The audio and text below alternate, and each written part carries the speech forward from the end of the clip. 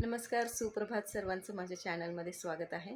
तर काल मी तुम्हाला बैठक स्थितीमधील पहिलं आसन जे पद्मासन जे आपण ध्यानधारणा करण्यासाठी वापरतो आणि दुसरं जे आसन आहे ते योगमुद्रा. तर तुम्ही पाहिलं असाल की मी कशा पद्धतीनं ते आसन केलं आणि त्याचे फायदेही मी तुम्हाला सांगितलेले आहेत. तर तुम्ही ते पहा आणि करण्याचा प्रयत्न करा. आशा करते की तुम्ही करायला सुरुवात केली असेलच. ओके. देन नेक्स्ट आसन जे आहे ते बैठक स्थितीतील दुसरं आसन ते आहे पर्वत आसन. ठीक आहे. तर ताडासन तुम्हाला माहिती आहे की उभं राहून म्हणजे दंडस्थितीमध्ये जे आपण ताडासन करतो त्याच पद्धतीनं आपण बसलेल्या बैठक स्थितीमध्ये आपल्याला ताडासन करायचं आहे. त्यालाच आपण पर्वतासन असं म्हणतो.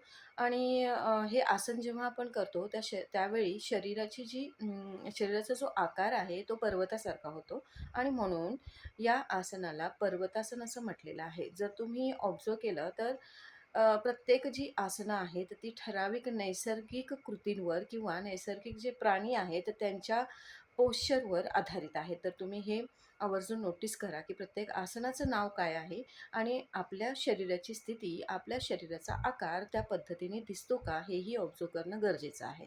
ठीक आहे. तर हे आहे पर्वतासन. तर आपण लवकरच शिकणार आहोत पर्वतासन कसं करायचं. तर पर्वतासनाचे बरेच फायदे आहेत.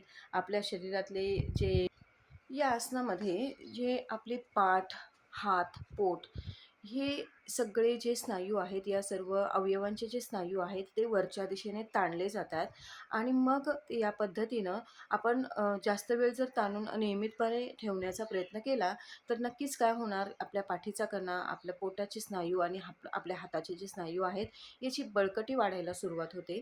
आणि जर आपण नियमितपणे केलं तर याच्यामध्ये होणारा जो फरक आहे तोही तुम्हाला नक्कीच जाणवेल.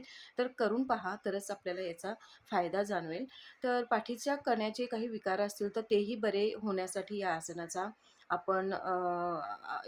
अवलंब करू शकतो आणि नियमितपणे करणं, शांतपणे करणं, श्वासावर नियंत्रण ठेवून करणं, या सगळ्या गोष्टी खूप महत्त्वाच्या आहेत. तर आसन शेवटपर्यंत पहा. ज्या पद्धतीनं मी आसन करून दाखवते त्या पद्धतीनं करण्याचा प्रयत्न करा. श्वास ज्या पद्धतीनं सोडायचा आहे, घ्यायचा आहे, या सगळ्या गोष्टी खूप महत्त्वाच्या आहेत आसन करत असताना. आणि आसनांचं एक सगळ्यात महत्त्वाचं वैशिष्ट्य म्हणजे आपण श्वासावर नियंत्रण ठेवणं खूप गरजेचं आहे. कारण प्रत्येक श्वास हा आपल्याला परमेश्वराने दिलेली एक देणगी आहे आणि त्या प्रत्येक श्वासाला आपण जपून वापरायचा आहे. आपल्याला एकही श्वास वाया घालवायचा नाही आहे. तर आपण योगासनामध्ये ह्या गोष्टी शिकायच्या आहेत की प्रत्येक श्वास हा किती महत्त्वाचा आहे. प्रत्येक श्वास जर आपण मोजून यूज करत असू तर प्रत्येक श्वास आणि आपल्या आयुष्याचा प्रत्येक क्षण सत्कारणी लागेल आणि यापेक्षा मला नाही वाटत की आपल्या आयुष्याचं सार्थकत्व काय वेगळं असू शकतं. तर चला व्हिडिओ शेवटपर्यंत पहा. धन्यवाद.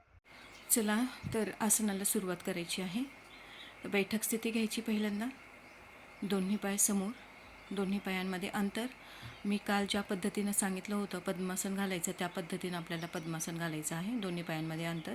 एक पाय उचलायचा, उजवा पाय उचलून डाव्या पायाच्या मांडीवर, डावा पाय उचलून उजव्या पायाच्या मांडीवर व्यवस्थित लॉक करायचे. पाय सुटले नाही पाहिजेत. पाठीचा कणा ताठ. योगमुद्रा घ्यायची आहे. डोळे बंद आणि पहिल्यांदा मी सांगते नेहमीप्रमाणे श्वास शांत करून घ्यायचा आहे. ते अतिशय महत्त्वाचं आहे. आसन सुरुवात करायच्या आधी श्वास संत गतीने आणि नॉर्मल होणं गरजेचं आहे.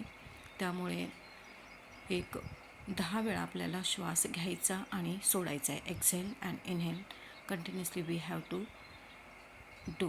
ओके. यानंतर आसन करत असताना आज आपण पर्वतासन करत आहोत. तर दोन्ही हात समोर घ्यायचे आहे.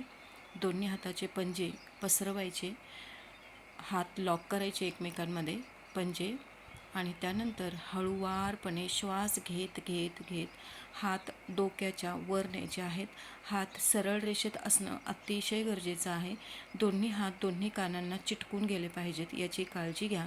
आणि इथे गेल्यानंतर हात आकाशाच्या दिशेने, तळवे आकाशाच्या दिशेने करायचे आहेत आणि हात वर ताणून घ्यायचे आहेत. जेवढी आपली बॉडी वरच्या दिशेने ताणता येईल तेवढी आपली बॉडी वरच्या दिशेने ताणायची आहे.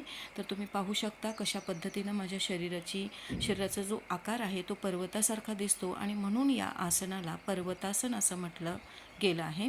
तर तुम्ही पाहू शकता पोट, पाठ, कंबर, हात या हे सगळे घटक आपल्या शरीराचे वरच्या दिशेने ताणले जातात. श्वास संथ गतीने चालू ठेवायचा आहे. आसन सोडत असताना 1 तळवे जमिनीच्या दिशेने, 2 तळवे हात समोर घ्यायचे, 3 हात सोडायचे, 4 पंजे एकत्र करायचे आणि 5 हात पूर्वस्थितीमध्ये. तर चला, या पद्धतीनं आपल्याला हे आसन करायचं आहे. तर पुन्हा एकदा हे आसन आपल्याला करायचं आहे. तर बघा, 1 हात खांद्याच्या सरळ रेषेत, 2 पंजे पसरवायचे आहेत, 3 पंजे एकमेकांमध्ये फिक्स करायचे आहेत, 4 हात डोक्याच्या वर न्यायचे आहेत सरळ दिशेत आणि तळवे आकाशाच्या दिशेने 5व्या स्थितीमध्ये. आणि इथे संथ गतीने श्वास चालू ठेवायचा. ही स्थिती घेतल्यानंतर तुम्हाला कळेल की याच्यामध्ये अंतर्गत होणारे जे परिणाम आहेत किंवा आपल्याला जे काही जाणवतं ते प्लीज मला कमेंट बॉक्समध्ये सांगा, म्हणजे तुम्हाला कळेल की नेमकं काय करायचं आहे. तर या पद्धतीनं आपल्याला 10 सेकंद, 20 सेकंद, 30 सेकंद थांबायचं आहे. बघा, 1 तळवे जमिनीच्या दिशेने, 2 हळुवारपणे श्वास सोडत आपल्याला हात समोर घ्यायचे आहेत, 3 पंजे सोडायचे, 4 पंजे जुळवायचे, 5 पूर्वस्थिती. तर चला, प्रकृतीचे आभार मानायचे आहेत, कृतज्ञता व्यक्त करायची आहे आणि आपल्याला आसन सोडायचं आहे. तर या पद्धतीनं आपल्याला आसन करायचं आहे. धन्यवाद.